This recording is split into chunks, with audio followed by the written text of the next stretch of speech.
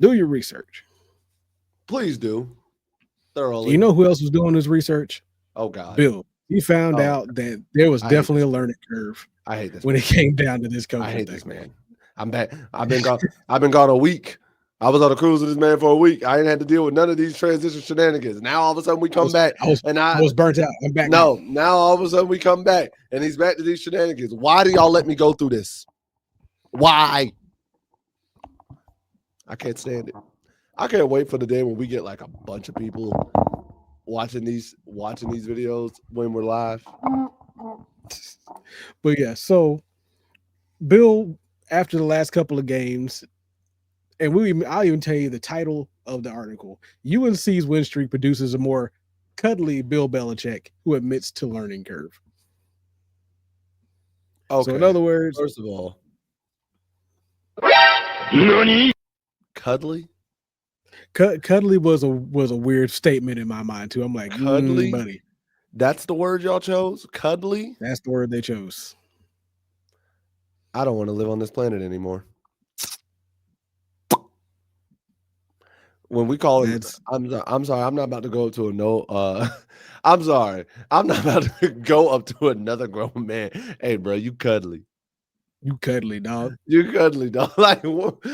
Like, imagine me, us in the group. We all just hanging out in person, and you know who would come up and say that to us. Hey, y'all cuddly, bro. Man, if you don't get out of here, just I probably looked over. I'm downright fluffy, bro. But yeah, I'm too it's like skinny to be cuddly.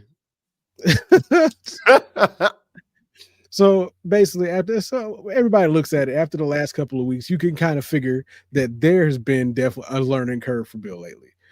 Oh, for sure. you, you you He too stupid. said, He's just laughing. "Hey, But he yeah, said, at I'm the end of the day, laughing." like you got to remember, like Bill, there was a learning curve for sure, and I don't think Bill expected there to be one. He thought, Mm. okay, I'm gonna come in here, I'm gonna set up my progress, I'm gonna set up my thing, and it's just gonna work.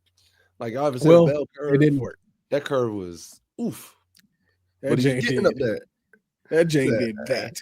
"Hey, hey, what's it called? Exponential growth. Exponential growth. Exponential growth."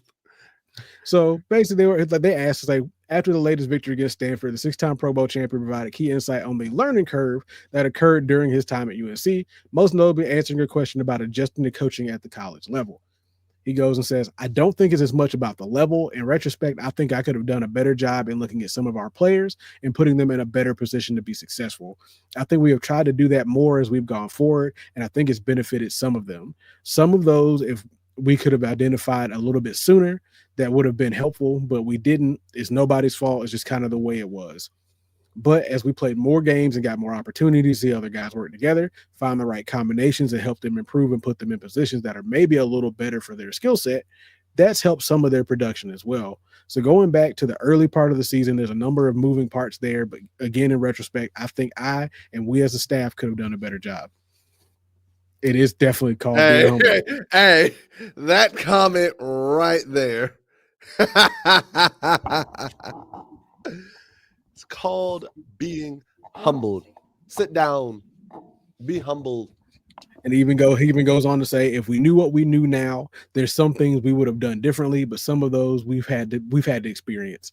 Things we thought we could do, things we didn't do very well, other things that we maybe weren't sure we could do, and we were actually able to do okay.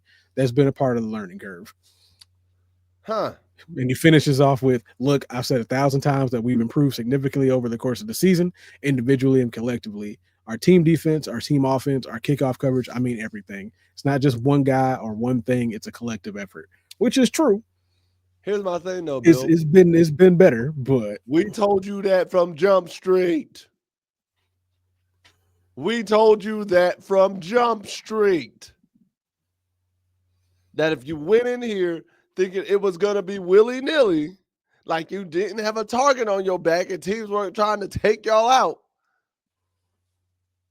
that you were going to get humbled and you were going to get smacked around. we did. We said it early. We said it Like immediately. well, And any even then, here's the other thing. Other coaches told you.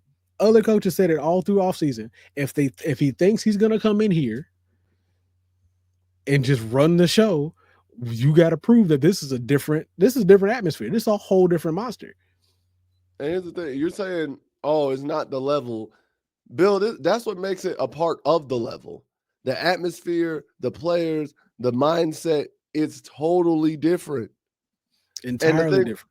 and the thing that I gotta say with that even more is, I'll be 100% outside of the defending champs. North Carolina had the biggest target on their back this year by every team that was on their schedule. Outside of the defending champions in Ohio State, North Carolina had the biggest target because they had the biggest name in terms of head coaches, in terms of recent football history. You about to say you In had one terms of of the biggest recent names football in history, football. you had one of the biggest coaches. The only other coach I would say is bigger than Bill, or at least on par with Bill, is Saban.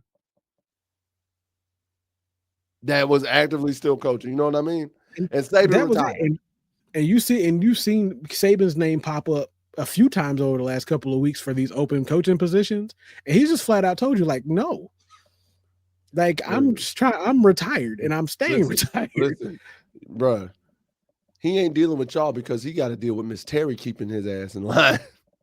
Listen, Miss Terry got it on lock. We ain't got to worry about Hey, she said, sit Terry. up. That Miss man, Terry got her house locked down. hey, Miss Terry got that man, in tip top shape.